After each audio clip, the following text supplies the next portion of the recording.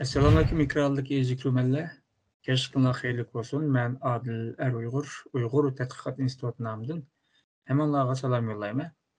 Ərəbdə institutumuzun müdiri, şundaqla Hacettepe Üniversitesi Ədəbiyyat Fakültesi Tarix Bölümü oxutucusu, dosent doktor Erkin İkram müəllim bilan ötküzüp kelyatqan Xalqara vəziyyət və gün tərtib namlı programımızınki yeni bölümü huzurunuzda buldu. Erkin müəllim hoş geldiniz. Hoş bulduk, rahmet.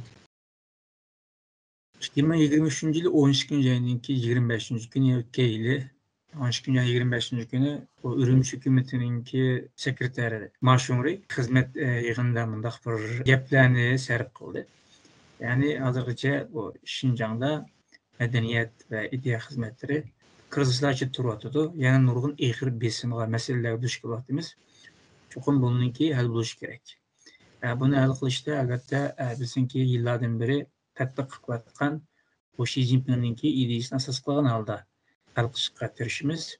Shundaqla bu Şinjandagi bu madaniyat va ideya xizmatini Junxo madaniyati bilan oziqlantirishga alohida ahamiyat beramiz dedi. Bundan boshqa Mashumri yana bu Şinjan siyosatimizni cho'qim chet eldagi vakillarninki ko'zdan kechirishiga bir sharoit yaratib beramiz. Ve Şinjan siyasətimizdeki təşviqat xidmətlərini chet elde bütün imkaniyat bilan elib birishqa tirishimiz dedi. Bu haqiqatan kishini o'ylantirishga tegishli masala. Biz bugungi programmamizda Marshonning bu yerdagi Şinjanda hali ham madaniyat va ideya krizisi yuz beryotidi. Bu ig'ir masalani keltirib chiqyapti. Chuqur biz buni bitirib qo'yishimiz kerak degan bu jurnalist analiz qilishdan boshqa masalalarga o'tamiz. Malum sizce bu yerdeki hakikaten Marshonu degandek bu Şərq Türkistan'da medeniyet ve ideya xatarlikleri, yoki krizisleri, yoki meseleleri yüz bıratamdı Xitayga nispeten. Doğru, bu Xitay cihetinden qaraydigan bolsak, bu Şərq Türkistan'ın halkının ki alaydılığı, misalga Xitay bilan medeniyet cihetinden, kültür cihetinden, hatta ötmüşündeki tarih cihetinden, örf-adet, dini, etiqad, nurgun sahalarda Xitayga o'xshamaydi. Bu o'xshamaslikni Xitay bizga qarshi chiqayotgan bir unsur deb qaraydi bundan. Bir mesele deb qaraydi. Başka devletlerde bo'lsa, misalga ulus devletinin içinde köp kültürlülük deydigan bir gap var. Yani xil kültürler bir arada beraber yaşaydı deydigan bir an var. Ama Xitayda bu yok. Xitay'nınki bu ötmüşten beri muşundaq Xitay milletinin bir kılıkta buluşu ve Xitaylık bulman deysem şu Xitay'nınki medeniyetini, göz kararlarını, ideyasını kabul kılış, örf adetlerini kabul kılış deydigan bir eni vardı. Bu şu ulus devletini kurup çıkan vaxtıdır mı ulus devletini bir homojen yani oxşaşlık halıga ekiliş deydigan düşünce var.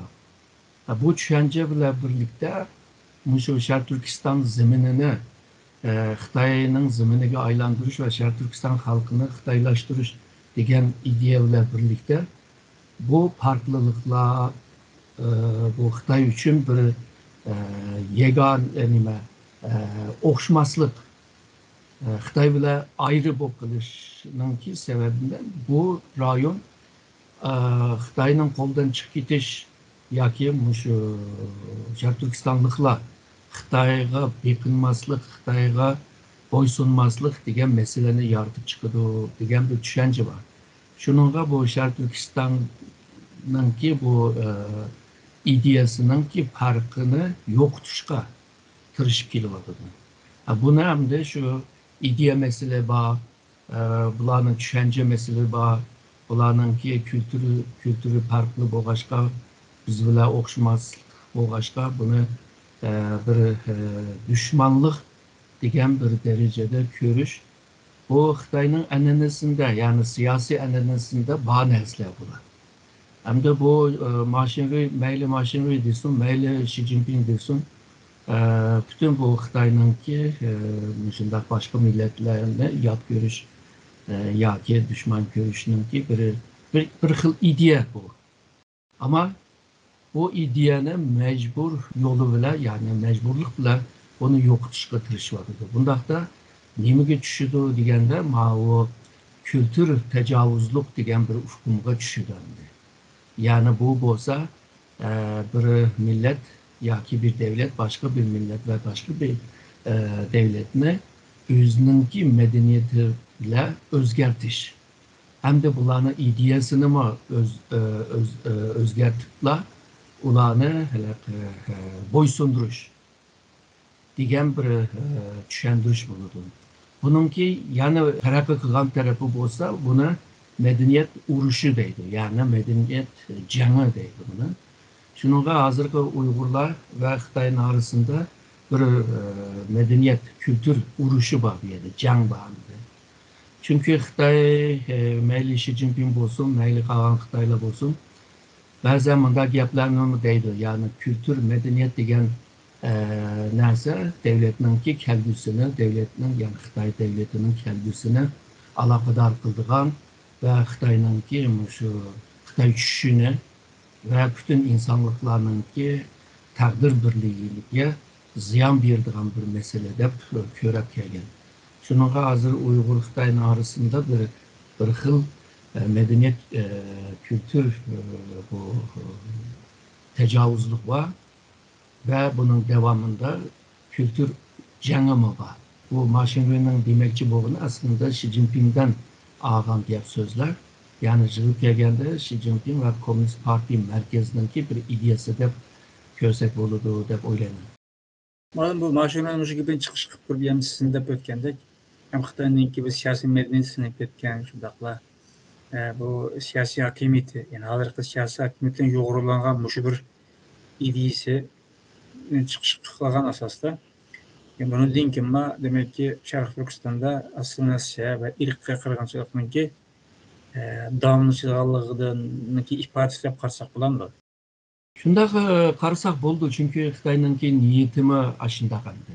Mushu yo'qotishga tirishyapti. Buningki ba'zi alomatlari va niyatlari bor. Misolga o'zininki medeniyetini nayiti cho'ng ko'stib, nayiti ulug' ko'stib, başkalarınınki medeniyetini töven köstüp, pes köstüp ve Uygurlarınki tarihini, Türkistan tarihini özgertip, özününki tarih formüllerine ekirip, kilipleştirir ve şundakla Uygur tarihini, Xitay'ın tarihinin bir terkibi kılıp köstüşendi. Ondan başka Uygur halkınınki bu akli bilişini ve şundakla idevi enginama özgertişe tirishyapti. Yani Uygurlarınki bir kimlik krizisini ve yaşam krizisini yaratishga tirishyapti. Kriz yaşagandan keyin gangrab qolgan insonlar ko'ztibgan bir yo'l, ko'ztibgan bir ideyani qabul qilishga majbur qoladi. Xitoy undan boshqa o'zininki turmush qoidalarini va shundaqla Xitoyninki qimmat qarashlarini şu Uygurlarga singdirish ve şundaqla Uygurlarninki turmuş chetdagi alaytligini yo'qotish, Uygurlarninki şu cemiyet kurulması ve milli kimlik chetdagi ko'z qarashini asta yo'qotish ve Xitoyninki bu qimmat qarashlarini qabul qilish. Bundan başka bu Uygur halkını Xitoyninki ba'zi yet bayramları vardı. Eneni bayramlar değil. Misalga bu Xitoyninki Xanshije deydigan, Chag'an deydigan, Yuanzhouji, Guangzhou degandek, Chongyangji degandek mushlarni Uygurlarga tengib turib, ashuni o'tkazyapti. Ama Uygurlarninki diniy ve milli bayramlarını suslaştırıp, Uygurlarninki örf-adetlerini o'zgartib ve şundaqla bu medeniyetninki varislik alaytligini yo'qotishga tirishyapti, hozir ko'ryapmiz. Bunu yetmagandek bu jazo lagerida Uygurlarninki mingsini yuyish degan bir siyosat epadi. Bu hamda bu Xitoylar buni yengidan, qaytadan bir tarbiyalash deyapti buni. Aslında bu bir xil medeni yoki ruhiy bir o'ldirish. yoki majburiy qabul qilg'izish, ya'ni ideya o'zgartish degan bir ahvol bu. Ve bunu bilip durup, planlap durup bu Uygurlarga Xitay ideyasını sındırış, mingsizliğe sındırış degandek bu Uygurlarınki alaytligini yoktur. Yani Xitay hakimiyeti sistemlik bile, kademlik bile, planlık bile Uygurlarınki ideyasını, kimligini, dini itikadına ve şundakla örf adet, ahlaki, tuygu, hissiyat ve medeniyet, kültür varisliklerini yoktuşka tırışıvadı. Onun yeriga hamda şu Xitayninki medeniyetini sındırış. Yani evvel degandek Xitay medeniyeti bilan, Xitay kültürü bilan Şarq Türkistan'da Uygurlarni ozuqlantirish. Ahirgi natija nega bordi deganda Şarq Türkistanni Xitayninki zeminiga aylantirish ve shundoqla Şarq Türkistanliklarni Xitaylashtirish. Yani bunu yig'ib kelgan chog'da Xitayninki mushundaq bir niyetinin bağlılığını ve nişanlı Uygurlarga qartilganligini bu yerda ko'rib olg'ili bo'ladi. Hozir bu mashhurunda bu o'qitim yig'inida o'ziki Şinjan siyosatininki planlagan holda ketayotganligini ta'kidlagan bo'ldi. Bunda bo'lgandan keyin biz bu tashqi jihatdami yoki diplomatiya jihatdami biz Şinjan siyosatini boshqa chet davlatlarga anglashimiz kerak. Tashviqot xizmatini kuchaytirishimiz kerak degan gaplarni sarf qildi. Ama yine mundaq bir gapni qo'shib qo'ydi. Biz izchil bu Şinjan siyosati haqida hozirgacha o'tirib chiqqan asossiz va dalilsiz burunlangan gaplarni cho'qim qat'iy rad qilamiz. Degan gaplarni qo'shib qo'ydi. Sizce bu nima ma'no keldi? Hamda bu xalqaroda keyingi yillarda Şarq Turkistonda yaşanayotgan bu zulmni ko'rdi. Ama chet elda hammamiz bilamiz, g'arb bo'libmi g'arb davlatlarda bir gapni qilish uchun onunki delil isbotlari bo'lishi lozim. Shuningga bularninki ko'rganlari hammasi delil isbotlari bor. Nurg'un shu Şarq Turkistondan sirtqa chiqib qolgan ba'zi hujjatlarni buni isbot qildi. Mushundaq turib yana Xitoy buni rad qilishga tirishyapti. Yani bunda mesele yoktu. Hem de bu xalqaroda Uygur meselesinin kun tartibdan asla tushgan vaqtida o Xitoy uchun bir fırsat yaratgan bo'ldi. Bu fırsatni kim tutur hamda güzel Şinjan, ondan keyin turmushlari yaxshi bo'lgan Uygur, ular degandan shunda yaxshi yashayotdi-ki, oyun tomosha bilan mana o'ynayotdi, tansi o'ynayotdi degandek Aşnak narsalarni budjetdan ko'z turib, ondan keyin chet elliklarni Şarq Turkistonga da'vat qilib, abaqa degan ko'rinishlarni ko'z turib va bularninki yaxshi yashayotganini bu chet elliklarga degizish bilan birlikda yana chet elliklarga Şarq Turkiston hikoyasi, Uyg'ur hikoyasi degan o hikoyalarni yeniden kurib teşvik qilyapti. Endi bu teşviqat degan mesele kelgan chog'da Xitoy Komünist Partisi nayta yaxshi biladi buni. Dominantlarni yo'qotishninki sababining birisi shu teşviqat endi. Shuningga bu yolg'on gap qilishdan qat'iyan tortinmaydi. Chunki bular ishindagi bir yolg'on gapni necha yuz qatim degandan keyin rostga aylandi deydigan bir falsafasi bor. Bu aslında bu German Nazilerninki bir uslub edi. Ama Xitoy bunu uygunlab dunyoga Şarq Turkiston va Şarq Turkistonliklarning tortayotgan zulmni boshqa bir şekilde anlatish bilan chet eldagi bu davoni ojizlashtirish, chet eldagi bu Uyg'urlarni qo'llayotgan gruplar bo'lsin, kishilar bo'lsin, devletler bo'lsin, bularga abaki yolg'on gaplar besim ishlatib keyingi yilda o'zininki yuziga dog' tushgan misolga Şarq Turkistonda irqiy qirg'inchilik ilib beryotdi. Şarq Turkistonda insoniyatga qarshi jinoyat ishlanayotdi deganni pokizlash, ya'ni yuvib pokizlashga tirishyapti. Çünkü bu evvelmen degandek bular faqat tortinmaydi bu hujjatdan ve chet elliklar qanchalik ishindi, tabii ki ishindi g'allama bor. Ve Xitoy bilan bir manfaati bo'lganlama bor. Bular şu nimede YouTube'da şu sosyal medyalarda Xitay üçün gaplarni qilayotgan va yozayotgan nurg'un odamlarmi paydo bo'lib qoldi. Bularning ichida Uyg'urdan boshqa millatlardanmi bor, Xitoylarmi bor. Muşunaqa qilib yurib, abaqa o'zininki ayibni tozalab, yuvib pokiz qilmoqchi. Oğlum bu ilki sizlar yaxshi bir mühim bir temaga ta'kidlab o'tgan bo'ldingiz. Millat ilk chet eldan kirdi degan vaqtida o'ylayman hamda g'arb davlatlar allabulin bu Xitoyninki Sharq Turkiyasiga yurgizayotgan siyosatninki mohiyatini tushunib ketdi deb qarayman. Mayli ijtimoiy mayli ommaviy tashkilotlar yoki media va yoki siyosiy organlar va yoki adliya organlari qatorliq jamiyatninki har qaysi qatlamlarini o'z ichiga olgan sohada ma'lum bir seviyaga yetdi deyman, amjihatdan yoki tushuncha jihatdan. Ammo bu endi musulmon davlatlar, Afrika davlatlari, O'rta Osiyo qatorliq bu uchinchi dunyolar bor. Ama yanına Xitay bu jihatdan bularninki bir qo'llashga ehtiyoji bor.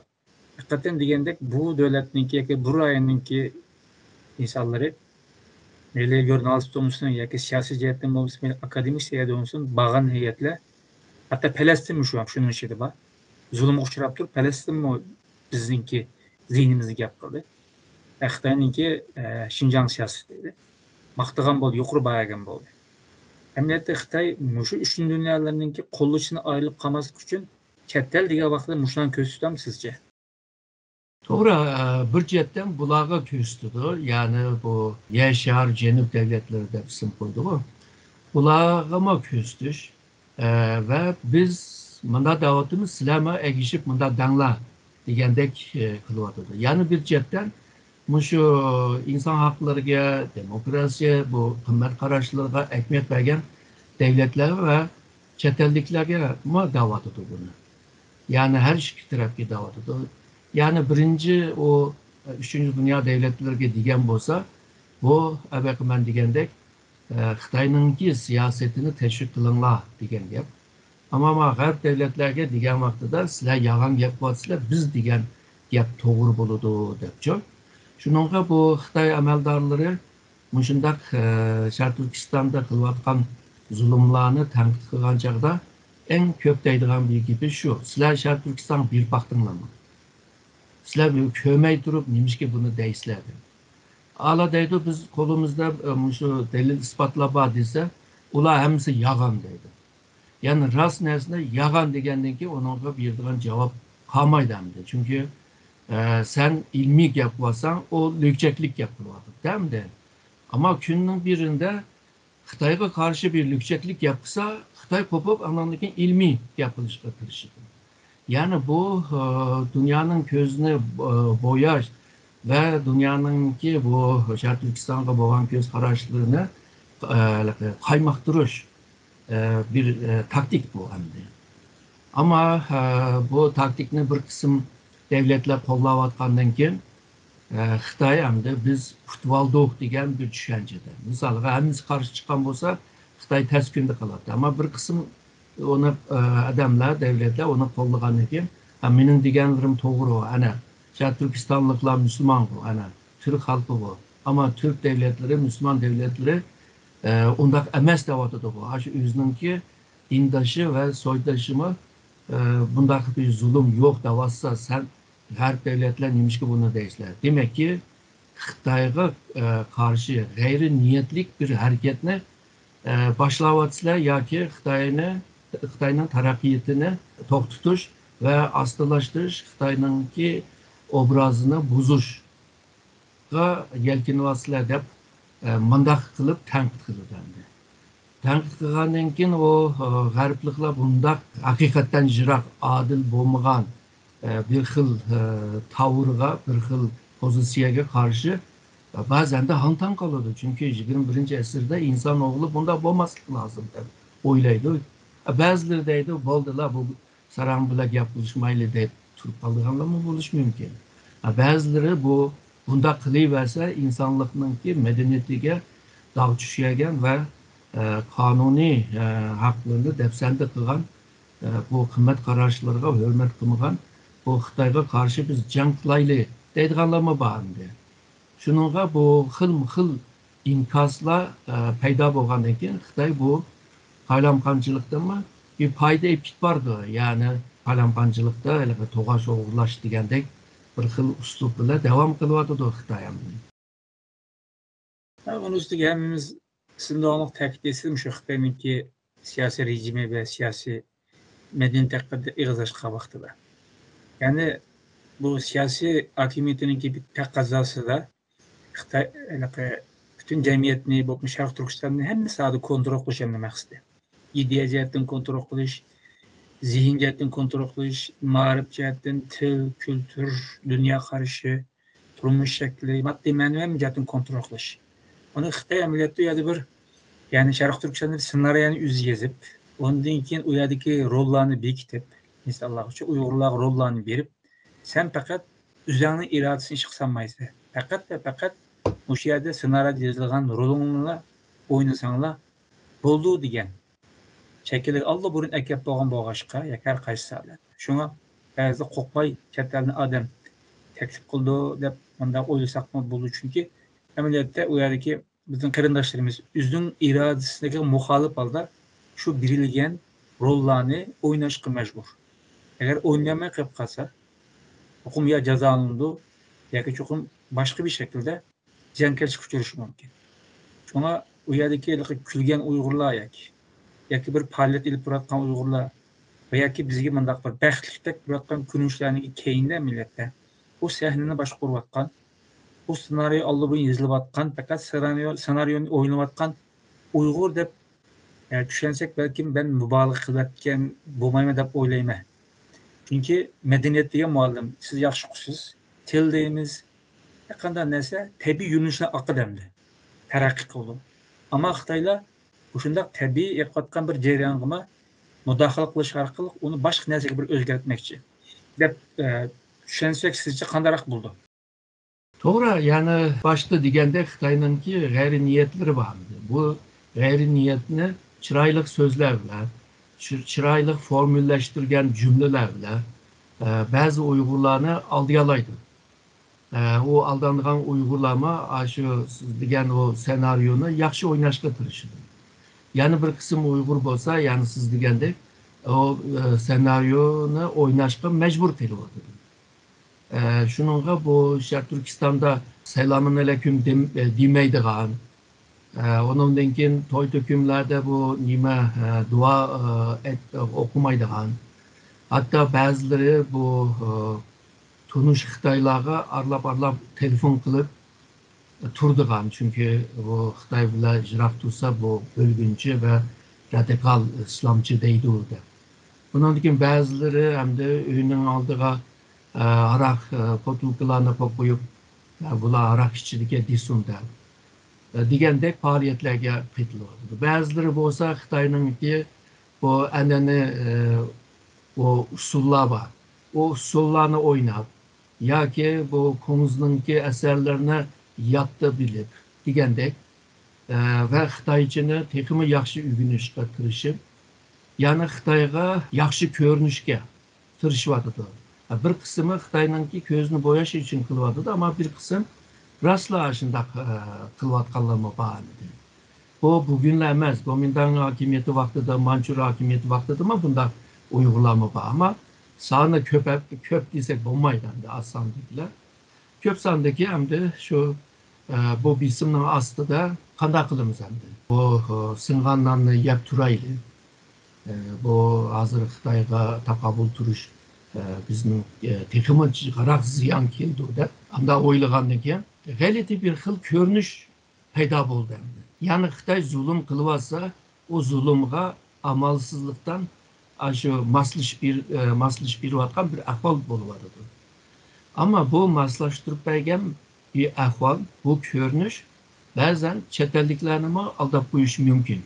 Çünkü chet elliklar bu xil ko'rinishni ko'rib o Uygurlar hakikaten yaxshi yashayotibdi. Şu chet eldeki bir grup Uygurlar atay ashun Türkistan'daki vaziyatni burumlab, Xitoyni qaralab, obrazını bozup qilyotdi degan yagimi kelish mumkin. Ama yani bir kısımda insanlar var, Öz vaqtida mı şu Nazi Germaniyami, Hitler hükümetimi, nurgun Yahudilerimi aşında usul oyunu kızı.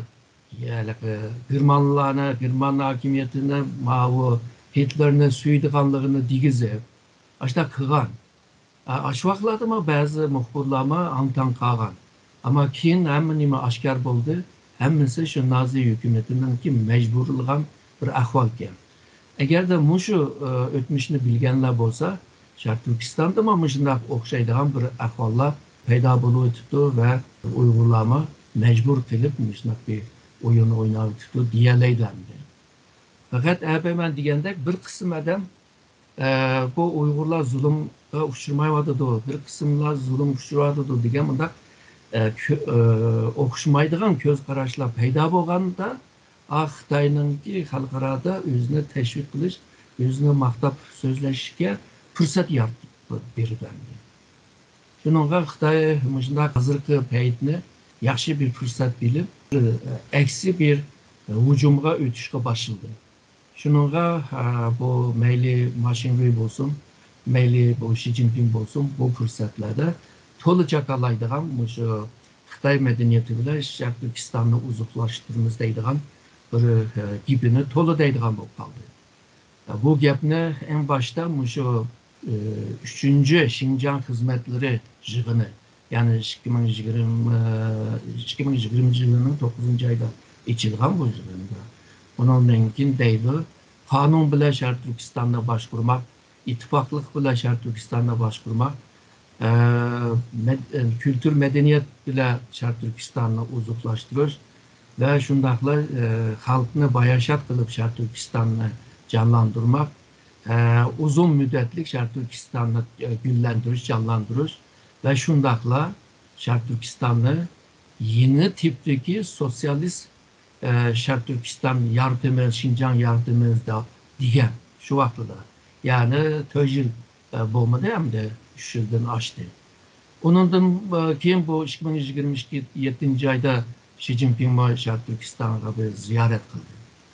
Ziyorat qilgan chog'da yanıla shuni dedi. Yani Sharq Turkistonning bu muqimligini uzun müddet agarda tutmak için bu bir nişan bo'ladi. Bu Sharq Turkistonda cho'qim Xitoy medeniyeti bilan Sharq Turkistonni ozuqlantirish lazımdı. Çünkü o Xi Jinping dedi ki medeniyet kültür cihetteki bu o'xshash kimlikler, yani kimlikni o'xshashlashtırgan chog'da bu devletninki ve cemiyetninki en cho'nqur yerga tegadigan, shu yergacha boradigan bir xil kimlik bo'ladi. Bu gap biroz mundaq bo'lib qoldi. Maqsad shu, ya'ni bu Xitoy medeniyeti, kültürü bilan Sharq Turkistonni uzuqlashtirib ve Xitoy kimligiga aylantirish. Buni uzun tushuntirdi, ya'ni qanday qilish lozim deganini deb turdi bu yerda.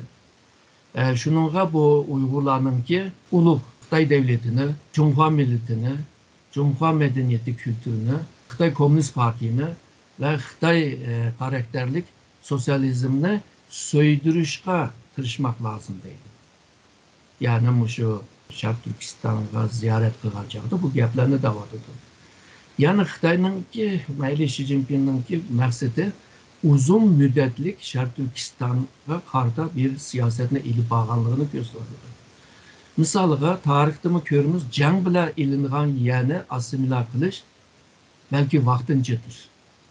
Jang tugagandan keyin o nimalar inkazlar boshlaydi, qarshi chiqishlar boshlaydi degandek. Ama medeniyet bilan bir yerni assimilya qilgan bo'lsa, kültür bilan bu uzun müddet ishga yaraydi ve o'zgardi. Shuningga medeniyet bilan kültür bilan Sharq Turkistonni assimilya qilish mayli Xi Jinpingning bo'lsin, Xitoy Komünist Partiyaning bo'lsin, uzun müddetlik bir stratejisi. Malum siz degandek o'zimizningki asli kimlik bo'lgan yiroqlashtirilsa, unutilsa yoki u bizning kimligimiz burmalansa yoki uni o'rniga boshqa narsa to'ldirilsa, biz geçmişimizni, geçmişteki arzu, geçmişimizdeki qayg'ularni, sevgini, muhabbetni, bu yergi ijodkorlikni, ma'naviy moddiy bütün eserlerini kelgisi bo'lgan umidlarimizni qatorliq hammasini tabiiy holda Xitoy belgilab bergan kimlik ichiga so'qashga majbur bo'lamiz degan gap. Unda bo'lgankin bizningki ba'zi deymiz o'zimiz uzun qilgan narsani ayirib qilishimiz turg'anli gap. Mana shunga dal bularni bir xatarlik unsur deb qaragan bo'lg'achqa yillardan beri yoki uzundan beri deylik. Shunga bundan keyin bu qarqol ve şun niyetninki dağılmışlığından ibaret bir xulosaga kelsak tamam bo'ldi ekan deb o'yladim. Aziz ko'rmanlar, biz bugungi programmamizda bu Mash'uriyninki o'tgan yil 25-kuni geçilgan yig'inda madaniyat va ideya xizmatini kuchaytirishni ko'rgan holda Xitoyninki Sharq Turkiston siyosatini analiz qilishga tirishdik. Sizga ko'p rahmat. Hamma rahmat aytaman.